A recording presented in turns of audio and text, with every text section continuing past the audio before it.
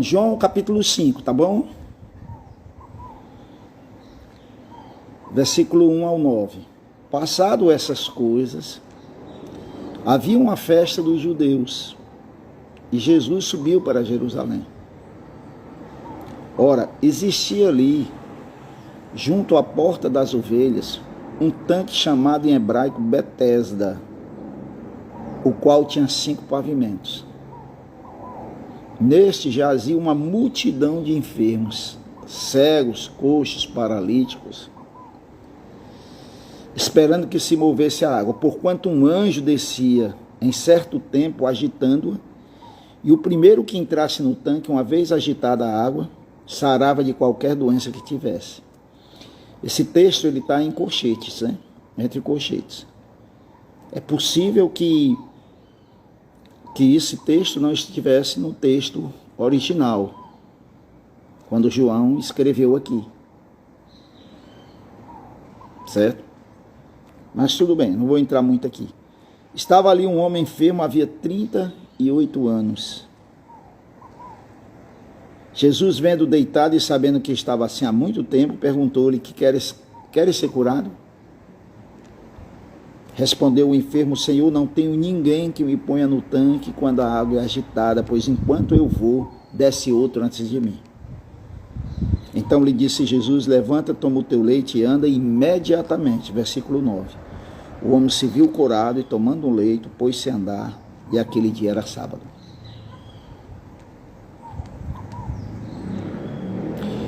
Eu gosto de textos como esses. Aliás, todo o evangelho, né? Os evangelhos, eles são, vamos dizer assim, retratos falados de Jesus. Da pessoa de Jesus. Nos evangelhos a gente consegue encontrar a humanidade de Cristo. Por exemplo, quando Jesus chora, né? Quando Jesus está cansado, quando ele se compadece, né? Tem textos que falam que Jesus se compadece, quando ele se importa, quando ele prefere às vezes uma rota, um caminho mais difícil para alcançar alguém que, na compreensão da religião e até mesmo da compreensão para nós, seres humanos, pessoas insignificantes. Mas Jesus faz questão, como foi o caso da samaritana. Enfim, a gente vai olhando para Jesus e a gente vai percebendo, assim, o coração dele.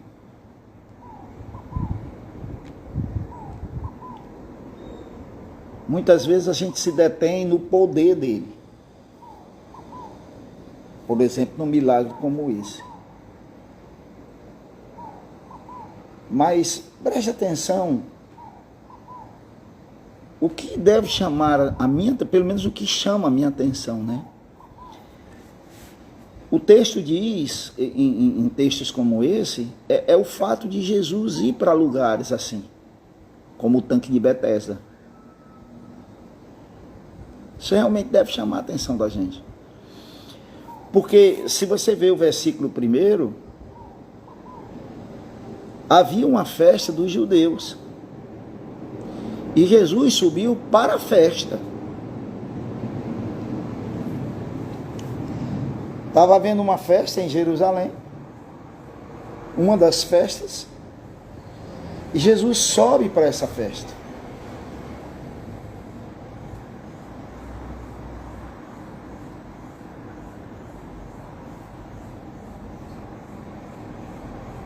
Então, ele está indo lá para celebrar.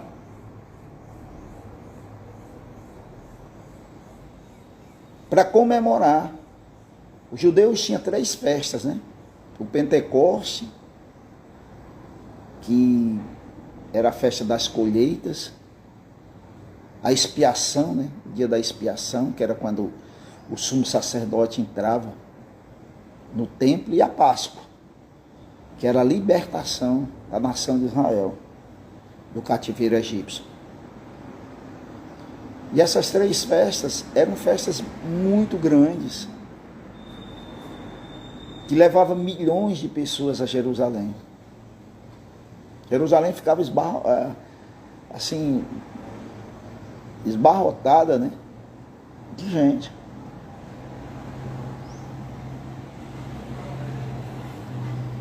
E Jesus, mesmo indo para a festa, ele vai para o tanque de Betesda. Diz o texto, versículo 3, que nele jazia, nestes, né, no tanque de Betesda, nesses 5 pavimentos, havia uma multidão de enfermos, cegos, coxos, paralíticos.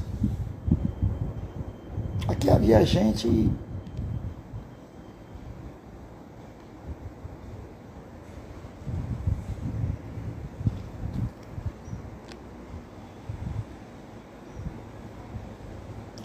que, assim, naturalmente, normalmente, esse lugar nós não queremos estar. Nós não queremos estar.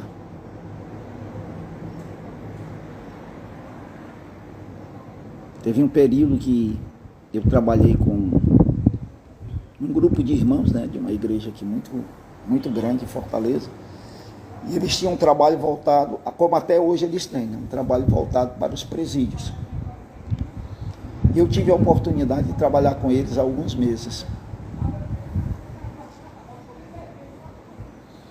E todas as vezes que eu entrava naquele presídio, é um local de,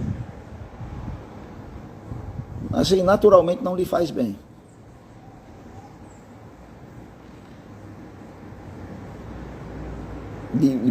Impõe medo, né? Porque você está lidando com pessoas, entre aspas, fora da lei. Ali há criminosos, pessoas cruéis às vezes. E que estão presos não porque fizeram bem, fizeram mal. Mas tinha uma coisa que me motivava a estar ali, né? Era o fato de saber que locais como aquele, eu tinha certeza que se Jesus estivesse aqui, ele visitaria.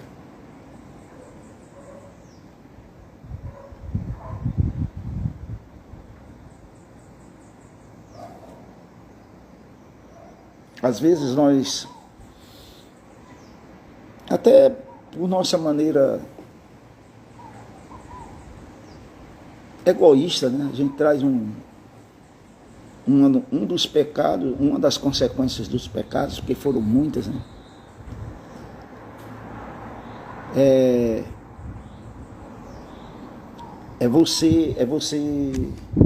a questão do egoísmo. E mesmo quando a gente se converte, mesmo em Cristo Jesus, esse pecado ele nos acompanha. Por que nós evangelizamos tão pouco? Porque, sendo honesto, a gente não se coloca na posição do perdido. Porque se a gente pensasse na posição do perdido, essa pessoa vai para o inferno e eu tenho a solução, o que é que eu iria fazer? Eu iria fazer. Eu iria, mesmo correndo risco de rejeições, porque elas vão chegar, com certeza absoluta.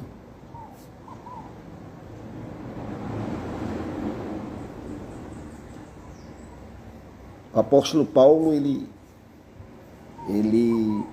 dizia, por exemplo, uma porta grande, né, se abriu para mim em Éfeso, para evangelismo, mas não sem perseguição, porque está junto. Falar de Jesus e ter perseguição, entre aspas, é natural. Então estou dizendo que no Brasil nós vamos ter perseguições de morte, né? Como acontecia com eles. Porque os cristãos eram mortos. Como acontece hoje em países muçulmanos, por exemplo, ou comunistas, né? Países comunistas, cristãos, são os primeiros que vão ser mortos. Onde o regime comunista prevalece, o cristianismo padece e fica difícil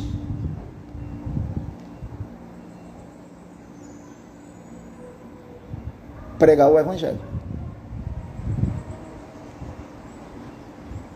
Mas, por outro lado, também, em países, né, com a democracia não tão democrática, né, que é o nosso país, mas a gente pelo menos tem a liberdade de ainda poder falar de Jesus. O que acontece conosco? Nós fechamos a boca.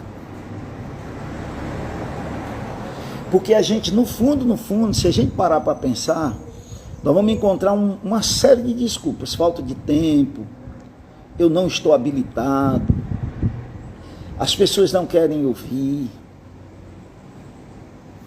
Aí você vai encontrando 1 milhão de coisas.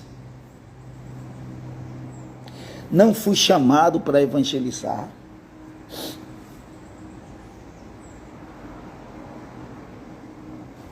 Entendeu? Mas a realidade é que nós, no fundo, nós estamos pensando em nós. Eu estou falando para vocês, estou falando para mim. Imagina se você, em 365 dias, no ano normal, né? Porque tem uns bissextos aí, 366, mas 12 meses, 58 semanas nós temos. Imagina 365 dias. Imagina se você ganhasse uma pessoa, só uma, por ano, para Cristo Jesus. Se você fosse o instrumento aqui, o que é uma pessoa? Uma. Nós vivemos numa cidade, né, como Fortaleza, ou independente do local, porque, mas pensando em Fortaleza, nós somos uma cidade com mais de 2 milhões. Se você juntar a grande Fortaleza, quer dizer, essas cidades que estão em volta, como Maracanaú, Caucaia, dá mais de 3 milhões de habitantes. 3 milhões. E não dá para a gente dizer que não existe pessoas no mundo de 3 milhões de habitantes, que não existe a pessoa que não queira o evangelho. Isso não existe.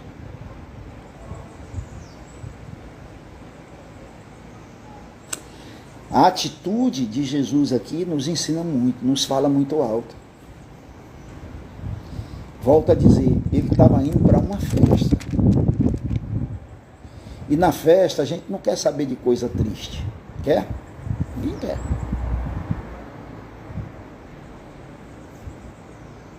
Na festa a gente celebra. Os problemas a gente deixa de lado. No Brasil, né, a gente tem a tradição do carnaval. Né? No carnaval as pessoas, os foliões, né, eles esquecem a realidade da vida deles. E vão curtir, vão brincar, e vão se embriagar, e vão... Enfim, são 4 dias que eles querem, vamos dizer assim, abrir um parêntese e dizer, não, eu não quero pensar dos meus problemas. Quarta-feira de cinza é outra vida, é outra história. A gente vamos conversar. Aí eu vou ver o que é que eu vou fazer. Porque numa festa ninguém quer pensar nisso. Só que a vida é a vida. A realidade é a realidade. Não que nós vamos viver triste, Mas espera aí, eu tenho que pensar na realidade e ser feliz dentro da realidade. Porque senão eu vou viver um sonho, uma utopia. Mas mesmo diante dessa vida feliz que Cristo Jesus nos proporciona, que é isso que eu quero falar no segundo ponto, mas mesmo assim, eu tenho que me importar com aqueles que estão do meu lado. Eu estou falando de enfermidades espirituais, por exemplo, como a perca da salvação, porque eu posso não ter o poder de curar em Cristo Jesus. Não posso não ter esse dom, mas eu posso mudar o destino eterno de alguém. Você pode. Você pode e deve. Jesus deixou de lado a motivação que levou ele a Jerusalém. Não significa que ele não fosse depois dali, ele não fosse para a festa. Ele foi para a festa. E ele provavelmente deve ter celebrado essa festa. Mas por um tempo, ele parou ali e ele disse, eu vou entrar aqui. Nesse portão. Na porta das ovelhas. E eu sei o que é que eu vou encontrar lá. Os sacerdotes não iam por ali. Os líderes religiosos não iam para aquele lugar. Ali não tinha nada para oferecer a eles. As pessoas ali não tinham nada a oferecer, só tinham a receber.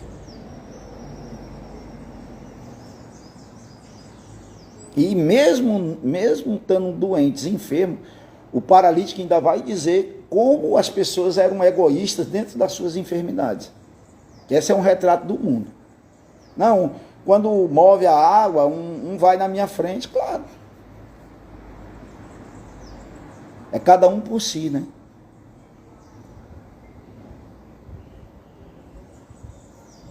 É cada um por si.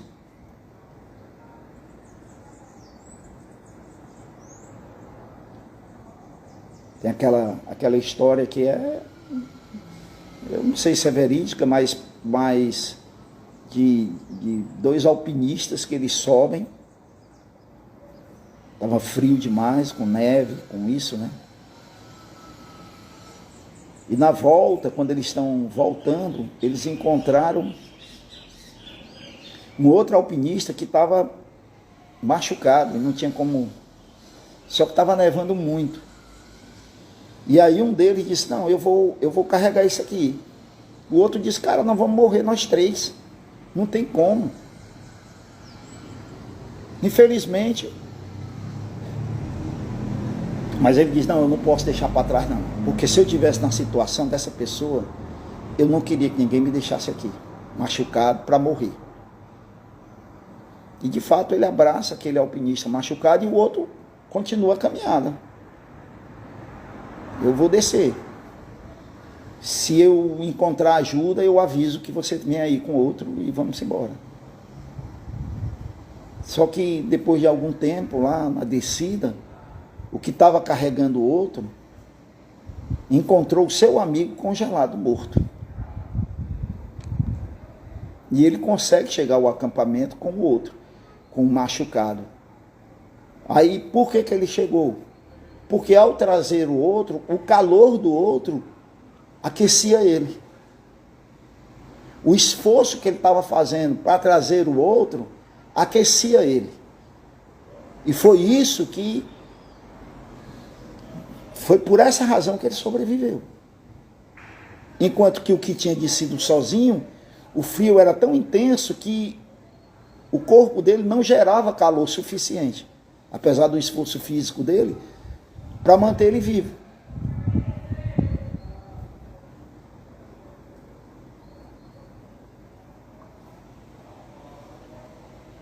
Então, não é que o primeiro, o que desceu sozinho, ele não pensou no outro não, mas ele pensou em si. Ele falou, eu vou morrer também. Nós vamos morrer os três.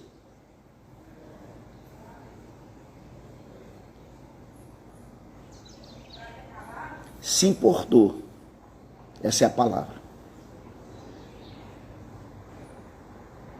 Eu estou falando aqui de me importar com os outros. Essa é a grande lição de Jesus aqui.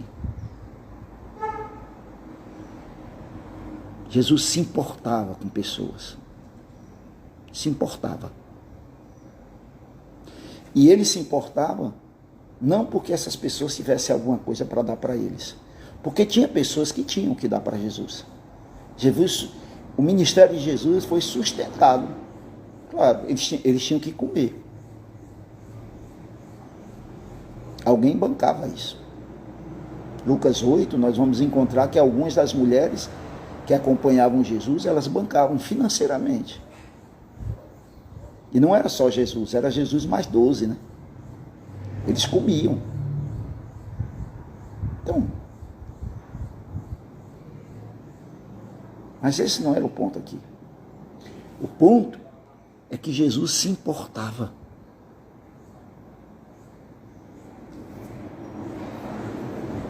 Se importava. Eu quero que você marque isso. Ele se importava com os outros. Ele se importava com aqueles que nada tinham a lhe oferecer.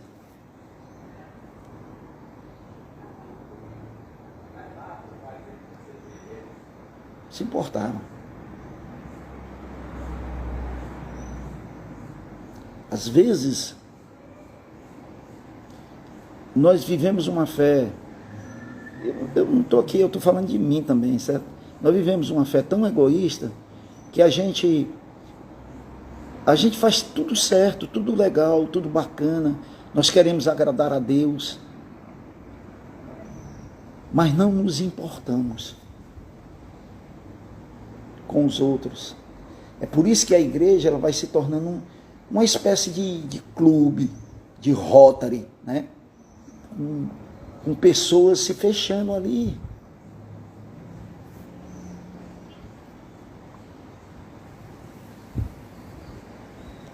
A ordem de Jesus é ide, vão, prega o evangelho. E parece que nós, igreja, nós entendemos, venham pecadores. Não. O pecador ele não vai vir, é a igreja que tem que ir. Você acha que esse paralítico ia ao encontro de Jesus aonde? Se ele não podia nem chegar num tanque. Jesus tinha que ir ao encontro dele. Se importava. Eu quero trazer isso para você, para mim. Deus tem colocado pessoas no nosso convívio que se a gente se importar com elas, não vai demorar muito. Elas se converterão.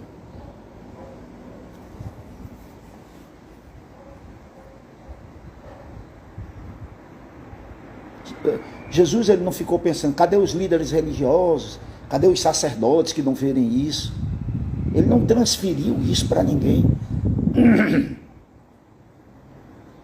Porque nós temos que entender que a responsabilidade é minha. É sua.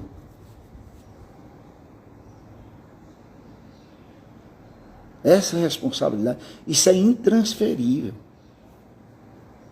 Quando Jesus mandou pregar o evangelho, ele mandou pregar eu, você, cada um de nós.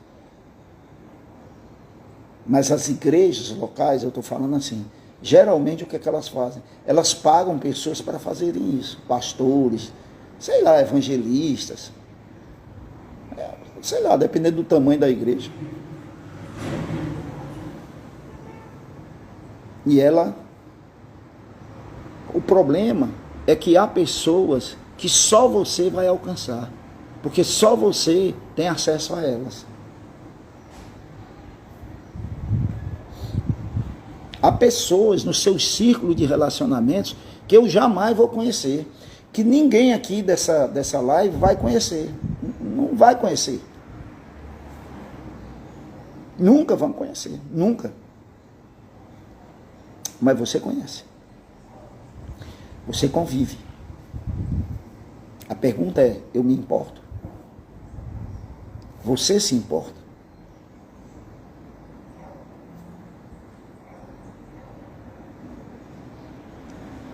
Sábado eu estava conversando com um irmão na igreja, né? A gente estava numa confraternização legal lá no...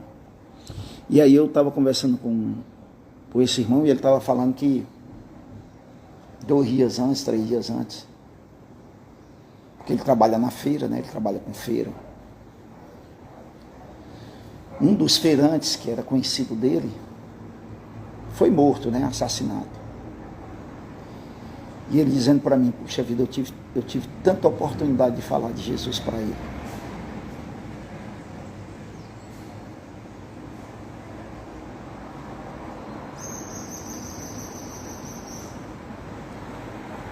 E às vezes eu dizia assim, não, mas ele não vai querer ouvir, porque a pessoa que morreu, né, tinha uma vida tão desregrada, não, ele não vai querer ouvir. Mas esse não é o meu papel, nem o seu. O nosso papel é falar. Até porque quem converte não somos nós, é o Espírito Santo. O que Jesus está querendo é que a gente se importe com pessoas.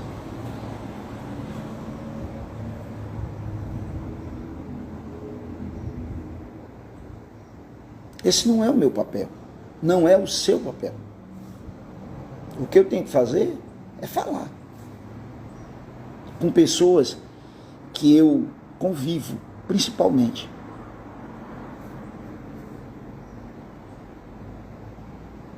Porque eles vão partir.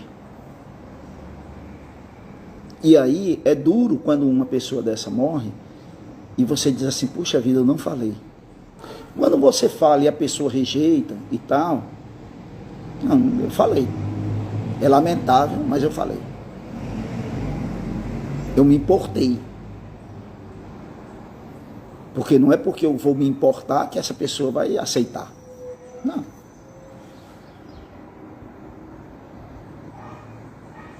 Mas esse não é o meu papel. Não é o seu papel. Não tem o poder para converter ninguém. Nem você tem.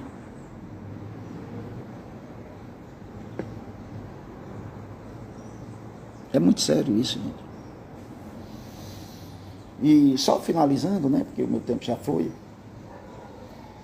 Quando Jesus chega na vida das pessoas, elas tendem a ser transformadas para melhor. O paralítico voltou a andar, cego volta a enxergar. Aplica isso espiritualmente. Porque nós não somos cegos, né? Fisicamente. Mas a nossa cegueira espiritual era pior.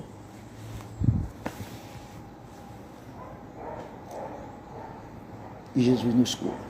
Eu vou ficar aqui. Vou parar aqui. Meu ponto é esse. Você vai se importar? Você vai mudar? Porque Jesus mudou a sua rota. Ele ia para uma festa. E ele vai para um lugar triste por um tempo. Porque ele resolve isso aqui, depois ele vai para a festa.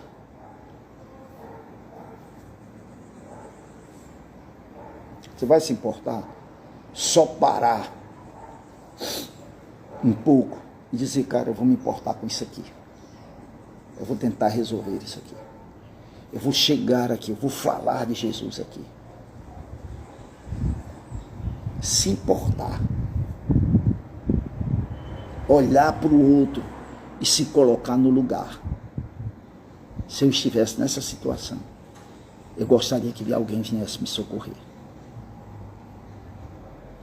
Eu sei que, como o inferno é algo que a gente não vê, né?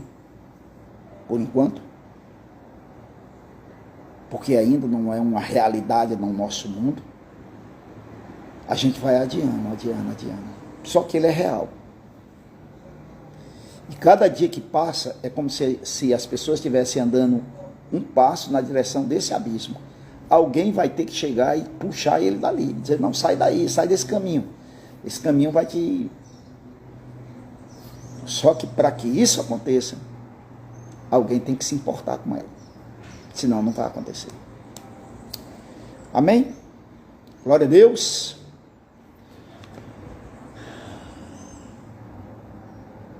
Glória a Deus. Palavra lançada nunca volta vazia. Isso é verdade. Eu me importo sim. Vevé. Amém. Eu me importo sim. Eu sei que você se importa. Amém. Para pensar.